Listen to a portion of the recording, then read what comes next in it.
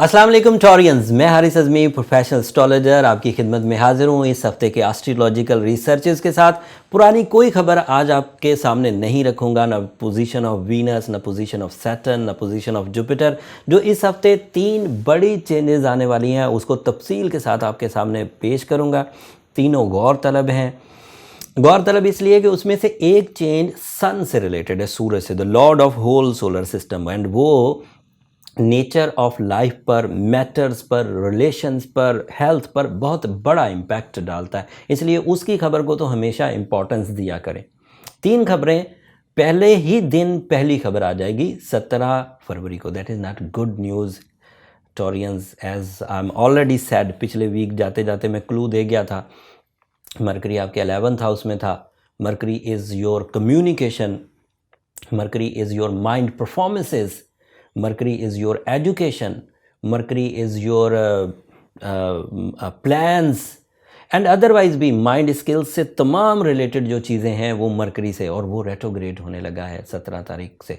साल की ये पहली रेट्रोग्रेशन है मरकरी की। इस साल उसने 3 दफ़ा रेट्रोग्रेड होना है।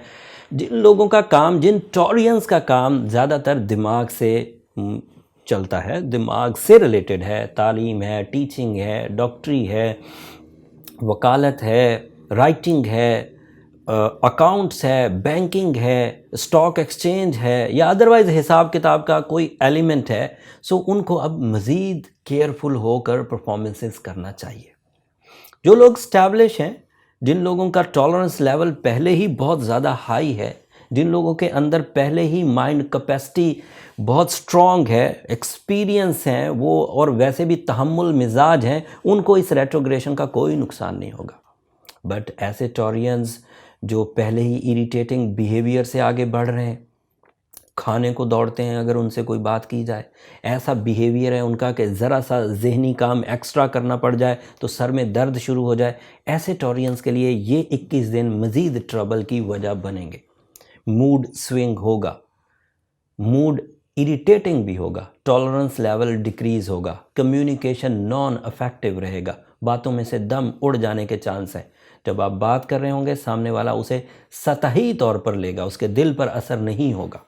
सो ऐसी सिचुएशन में या तो बात को बामकसद करें, मीटिंग्स को रिहर्सल करके, होमवर्क पूरा करके, डॉक्यूमेंटेशन पूरी करके फिर इख्तियार करें। और अगर मीटिंग्स बहुत बहुत ज़रूरी हैं, इम्पॉर्टेंट हैं, और उसे कुछ हफ्तों के लिए डिले किया जा सकता है, तो उसे ज़रूर इख्तियार करें। मैं इस पर और बहुत कुछ बोल सकता हूँ, बट मोस्टली टॉरियंस जो मरकरी की पोजीशन है ये इम्पॉर्टेंट बहुत है, और आप उसको अदरवाइज़ भी जानते हैं। मैं बयान करूँगा तो ज़रा ज़्यादा चुभन होगी, क्योंकि ये अच्छी खबरें मोस्टली लोग कबूल नहीं करते, ये बुरी खबरें मोस्टली लोग कबूल नहीं करते, अच्छी खबरें जल्दी जल्दी हज़म कर जाते हैं, मीठा मीठा हप हप। सो मुनासिब ये था कि मैं आपको इसकी सिर्फ पोजीशन बयान करके आगे निकल जाता, लेकिन मेरी प्रोफेशनल ड्यूटीज़ इस बात की इजाज़त नहीं देती थी कि मैं सिर्फ आपको अच्छी खबरें सुनाऊं। थोड़ी सी ये खबर ऐसे अंदाज से मैंने बयान की कि जो लोग ज़हीन होंगे, जिन्हें वक्त की साइंस से दिलचस्पी होगी, वो इस 21 दिन में अपना खूब एहतियाती तदाबीर इख्तियार करके आगे बढ़ेंगे। मैं रेमेडीज़ भी एंड पर दूंगा। अब दूसरी खबर के साथ बढ़ते हैं। Sun, the most important planet in solar system, आपके यहाँ 10th हाउस से निकलकर वो भी इसी 11th हाउस में आ जाएगा, जिस 11th हाउस में रेट्रोग्रेशन ऑफ मरकरी है। मरकरी की रेट्रोग्रेशन अगर अकेले होती तो ज़्यादा चुभती, प्रॉब्लमैटिक होती, इश्यूज़ प्रोड्यूस होते, बट सन वहाँ पर आने से, सोलर सिस्टम के लॉर्ड वहाँ आ जाने से, पावरफुल प्लैनेट के वहाँ आ जाने से बहुत हद तक रिलीफ मिलेगा रेट्रोग्रेशन ऑफ मरकरी को। दिमाग उतना सुन या बेमकसद नहीं होगा जितना अगर मरकरी अकेला रेट्रोग्रेड होता तो प्रॉब्लम होती। तो सन आपको कुछ अफादी दे, एंड अदरवाइज सन के 11th हाउस में आने से आपको जो एडवांटेजेस मिलेंगे, ये इस साल का लास्ट प्लेजेंट मंथ है, एंड उसके बाद सन ने फिर सूरज ने 12वें घर में भी जाना है, और वो फिर ट्रबल मेकर होगा। सो इस महीने को 19 तारीख से शुरू होने वाले महीने को, जो जिसका आगाज़ इस हफ्ते से होगा, फिर 1 महीने के अंदर अंदर जो ज़रूरी काम हैं, जिन कामों में इनिशिएटिव्स लेने हैं, रिस्क टेकिंग करनी है, न्यू प्लान्स करने हैं, एग्ज़ाम से गुज़रना है, ट्रैवलिंग करनी है, दोस्ती या दोस्तों से रिलेटेड कुछ बिग डिसीजंस लेने हैं, नाराज़गियाँ दूर करनी हैं, उनको अभी अभी इस महीने टैकल कर लिया जाए। आगाज़ 19 तारीख के हो जाएगा। 19 तारीख से पहले पहले जो दिन आपके पास अवेलेबल हैं वो कैरियर के लिए बहुत अच्छे हैं। 19 तारीख के बाद जो दिन है वो ट्रैवलिंग, गेट टुगेदर्स, किस्मत आजमाई के काम, उनके लिए बहुत अच्छे हैं।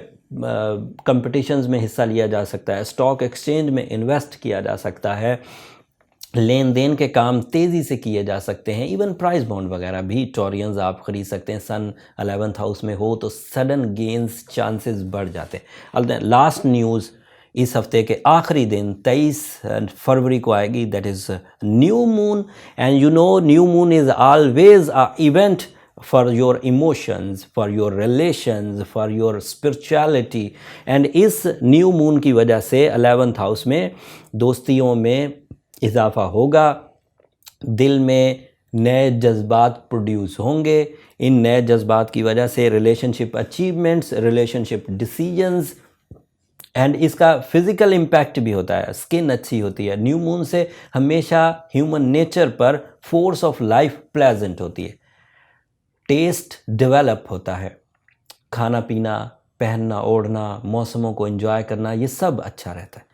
सो दीज आर 3 इवेंट्स, और होपफुली जिस अंदाज से मैंने मालूमात आप तक पहुंचाने की कोशिश की है, आप इसे समझे भी होंगे, और इस 3 इवेंट्स को अगले 7 दिनों में आप समझकर अपनी ज़िंदगी के मामलात को, शख्सियत को, रिलेशंस को, कम्युनिकेशन को, पब्लिक इमेज को, एग्जामिनेशन को सही अंदाज से परफॉर्म कर सकेंगे। जो टॉरियंस तो अपनी ग्राउंड एफर्ट से ही चीज़ों को रिकवर कर जाएं, वो बहुत अच्छा है। एंड मेरी तरफ से उन्हें प्रोफेशनल सर्टिफिकेशन है कि वो स्ट्रॉन्ग टॉरियंस हैं।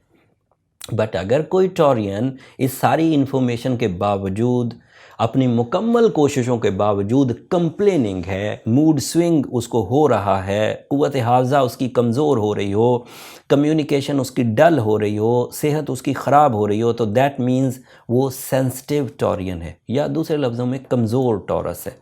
सो उसको लाजमन आर्टिफिशियल फ्यूल की तरफ जाना चाहिए। ज़रूरत नहीं है कि वो सह कर गुजारे सारी चीज़ों को, ट्रबल महसूस करके गुजारे। ज़रूरत इस अमर की है कि जिस चीज़ का इलाज मौजूद है, साइंटिफिकली भी, मजहबी तौर पर भी, उन दोनों इलाज को, उन दोनों रेमेडीज़ को अपनी ज़िंदगी में इंट्रोड्यूस किया जाए, और इस ट्रबल से अलहदगी या इस ट्रबल को ट्रीट कर दिया जाए। एंड फॉर द टॉरियंस, मेरी 17 ईयर एक्सपीरियंस के बाद मैं हमेशा कहता हूँ कि एमरल्ड टॉरियंस के लिए ही बना था, मुझे ऐसा लगता है। सो ज़रूर एमरल्ड पहने, आपका क़ुव्वत इरादा मजबूत होगा, आपके इरादों की ताकत आपके यहाँ रेट्रोग्रेशन ऑफ मरकरी को रिकवर कर जाएगी, आपकी ब्रेवरी स्टैब्लिश रहेगी, आप डिसीजन मेकर रहेंगे, आपकी student activities without any hesitation आगे बढ़ेगी, लेकिन आर्टिफिशियल फ्यूल की ज़रूरत पड़ेगी। एमरल्ड ऑफ 8 कैरेट्स बहुत अच्छा रहता है 25 साल की एज से 40 साल की एज तक। फ़ाइन क्वालिटी एमरल्ड अगर मुयस्सर ना हो या महंगा लगे तो उसकी जगह रिप्लेसमेंट के तौर पर रूबी पहना जा सकता है। रूबी को उर्दू में याकूत कहते हैं। अक्सर लोग कमेंट्स में सवाल करते हैं कि रूबी उर्दू क्या है रूबी की। सो याकूत को कहते हैं, काफ़ी फेमस स्टोन है, मैरून कलर का, पिजन ब्लड रेड कलर का, या कंधारी अनार जैसे कलर्स में पाया जाता है, सब रेड के ही शेड है। सो अच्छी क्वालिटी का रूबी पहनना ज़्यादा रेडिएशंस देगा, ज़्यादा फ्रेंडली बिहेव देगा, उससे जल्द रिजल्ट्स आ जाएंगे। मैंने मालूमात भी आप तक पहुंचा दी, रेमेडीज़ भी अपने एक्सपीरियंस से आपकी खिदमत में पेश कर दी।